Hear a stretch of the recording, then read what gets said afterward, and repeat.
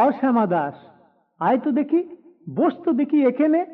সেই কথাটা বুঝিয়ে দেব 5 মিনিটে, দেখে নে। জ্বর হয়েছে?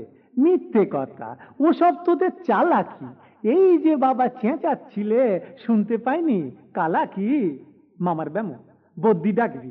ডাকিস না হয় বিকেলে, না হয় আমি বাতলে দেব, বাঁচবে মামা কি খেলে। আজকে তোকে সেই কথাটা বোঝাবোই বোঝাবো, না বুঝবি তো মগজে তোর গজাল মেরে গোজাবো। কোন কথাটা তাও ভুলেছিস? ছেড়ে দিচ্ছিস হাওয়াতে? কি বলছিলাম পরশু রাতে বিষ্টু বসের দাওয়াতে? ভুলিস নি তো? বেশ করেছিস। আবার শুনলে খেতি কি, বড় যে তুই পালিয়ে বেড়াস, মারাস নে যে এদিকে। বলছি দাঁড়া, ব্যস্ত কেন? বস তাহলে নিচুতেই। আজকালের এই ছোকরাগুলোর তর সয় না কিছুতেই। আবার দেখো, বসলি কেন? বইগুলো আর নামিয়ে, তুই থাকতে মুটের বোঝা বইতে যাব আমি? সাবধানে আন, ধরছি দাঁড়া। সেই আমাকেই ঘামালি। এই খেয়েছে? কোন আক্কেলে শব্দকোষটা নামালি? ঢের হয়েছে। আয় দেখি তুই, বস তো দেখি এদিকে।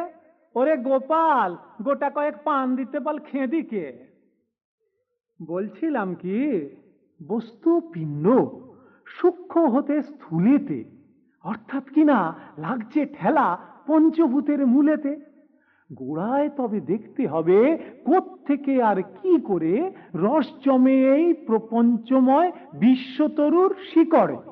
অর্থাৎ কিনা এই মনে কর রোদ পড়েছে ঘাসেতে, এই মনে কর চাঁদের আলো পড়লো তারই পাশেতে। আবার দেখো, এরই মধ্যে হাই তোলবার মানে কি? আকাশ পানে তাকাশ খালি যাচ্ছে কথা কানে কি? কি বলি তুই? এসব শুধু আবল তাবল বকুনি? বুঝতে হলে মগজে লাগে, বলেছিলুম তকুনি। মগজ ভরা গোবর তোদের হচ্ছে ঘুঁটে শুকিয়ে, যায় কি দেওয়া কোনো কথা তার ভেতরে ঢুকিয়ে?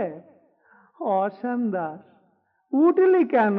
কেবল যে চাস পালাতে, না শুনবি তো মিথ্যে সবাই আসিস কেন জ্বালাতে? তত্ত্ব কথা যায় না কানে, যতই মরি চেঁচিয়ে, ইচ্ছে করে ডান পিঠেদের কান মোলে দি পেঁচিয়ে।